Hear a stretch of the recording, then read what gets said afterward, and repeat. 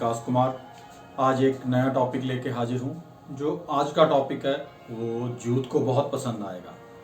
जो आज के टॉपिक है वो लव मैरिज के बारे में बता रहा हूँ कि लव मैरिज में कौन कौन से ग्रह जो होते हैं वो हमारे सपोर्टिव होते हैं और कौन सा जो लव पार्टनर है या लाइफ पार्टनर है या रिलेशनशिप पार्टनर है वो हमें वफा करेगा या हमें धोखा देगा। तो सबसे पहले तो लव मैरिज की जब बात आती है तो आजकल के समाज में सबसे पहले क्वेश्चन यही आता है कि क्या ये सही है।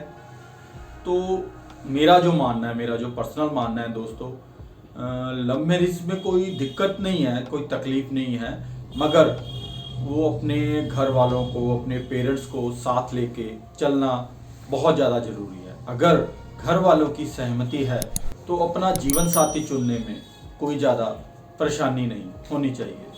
अगर कोई व्यक्ति, कोई लड़का, कोई लड़की खुद अपना जीवन साथी चुनते हैं तो उसमें किसी को कोई आपत्ति वाली कोई दिक्कत नहीं होती।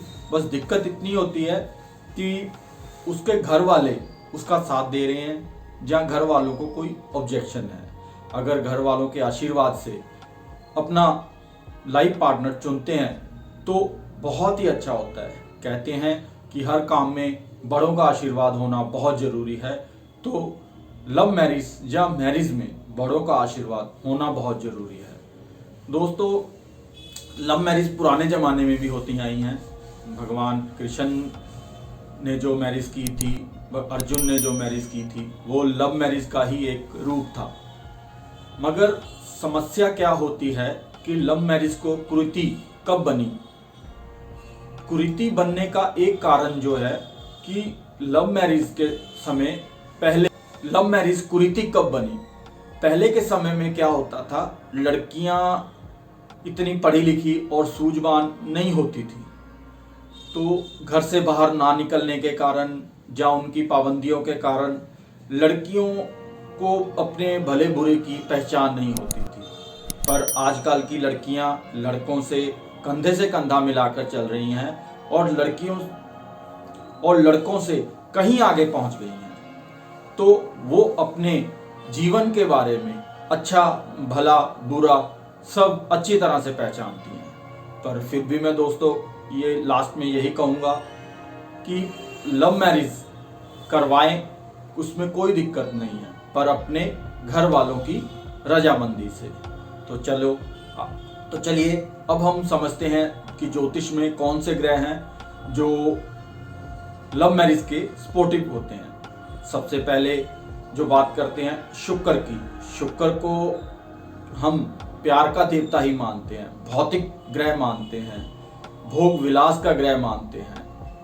अगर किसी व्यक्ति का शुक्र दूषित है राहु के साथ या किसी और अन्य कारण से, तो वो व्यक्ति अपने रिलेशनशिप पार्टनर को धोखा देगा ही देगा।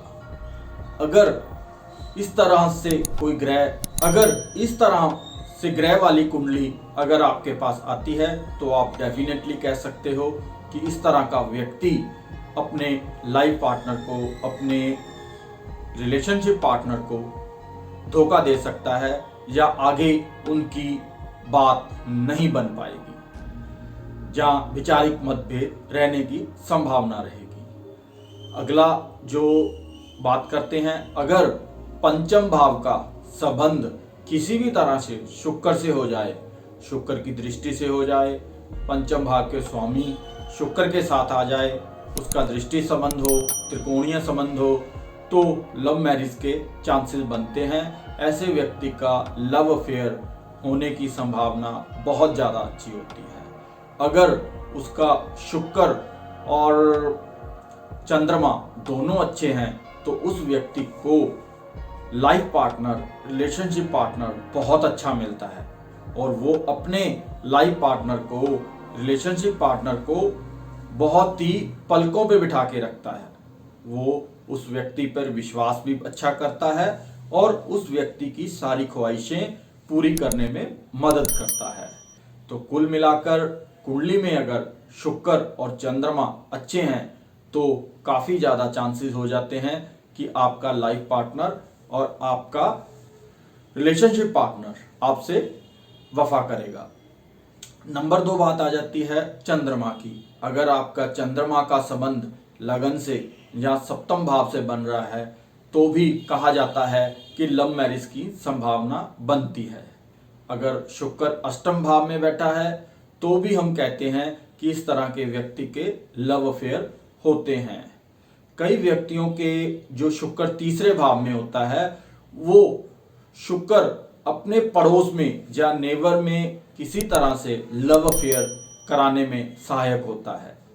दोस्तों, ये लव मैरिज के बारे में जानकारी थी कि कौन कौन से ग्रह और कौन कौन सी कंडीशंस हैं लव मैरिज करवा सकती हैं। इसी तरह से बहुत सी ऐसी योग हैं कुंडली के अंदर, ज्योतिष के अंदर, जो लव मैरिज करवाते हैं और ये पहचानने में मदद करते हैं कि सामने वाला व्यक्ति हमारे साथ कोई धोखा तो नहीं कर रहा, कोई चीटिंग तो नहीं कर रहा।